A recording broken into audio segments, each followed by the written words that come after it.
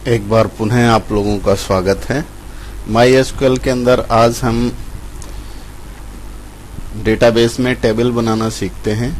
तो सबसे पहले इसका सिंटैक्स देखते हैं कि टेबल का जो मूलभूत सिंटैक्स क्या है। देखिए, जब भी हम टेबल क्रिएट करेंगे तो सबसे पहले क्रिएट टेबल ये लिखेंगे, फिर उसके बाद टेबल का नाम लिखेंगे और ब्रैकेट के अंदर कॉलम की डेफिनेशन देंगे, कॉलम का नाम, फिर उसकी डेटा टाइप, ब्रैकेट में साइज और फिर उसके आगे अगर कोई कांस्टेंट हो तो ठीक है। फिर उसके बाद दूसरा कॉलम, डेटा टाइप और साइज। इसमें देखिए कांस्टेंट को मैंने इसमें स्क्वायर ब्रैकेट के अंदर लिखा है।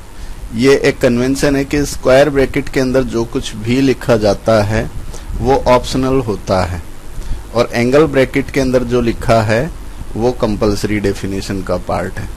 तो इसके अंदर ये ध्यान रखने वाली बात है। तो सबसे पहले इसमें दो चीजें इंट्रोड्यूस हुई है, नंबर एक डेटा टाइप, नंबर दो कांस्टेंट।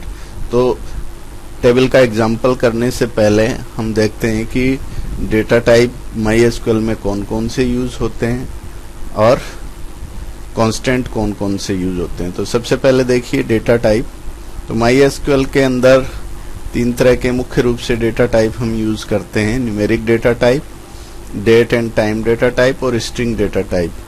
तो न्यूमेरिक डेटा टाइप के अंदर हम आवश्यकता के अनुसार इंटीजर, स्मॉल इंट, फ्लॉट या डेसिमल यूज कर सकते हैं।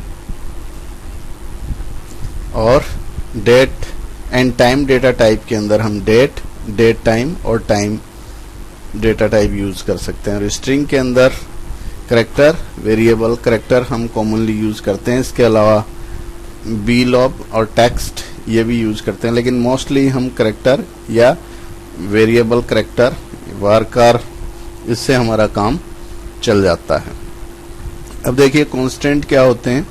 तो कांस्टेंट वो होते हैं जो पर्टिकुलर कॉलम की डेफिनेशन के ऊपर अप्लाई किए जाते हैं। जैसे इसके अंदर प्राइमरी की है, प्राइमरी की जिस कॉलम पे अप्लाई कर देते हैं उस कॉलम के अंदर कोई चीज डुप्लीकेट स्टोर नहीं की जा सकती और उस कॉलम को ब्लैंक नहीं छोड़ा जा सकता।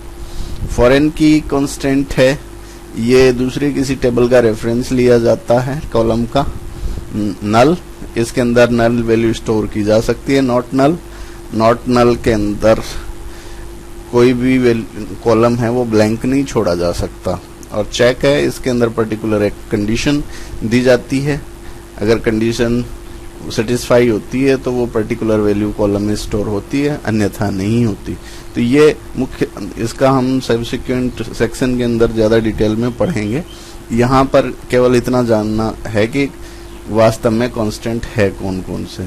अब देखिए एग्जाम्पल, ये हमने एक टेबल का एग्जाम्पल लिया है, create table school info, SNO यानी स्कूल नंबर, ये इंटीजर लिया है 6, इसकी साइज रखी है, इसको प्राइमरी की किया।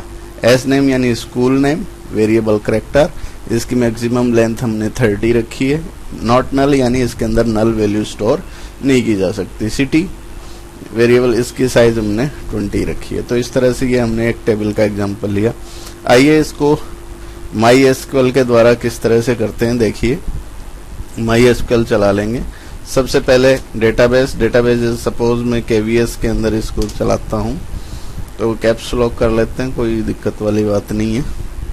तो अब क्रिएट टेबल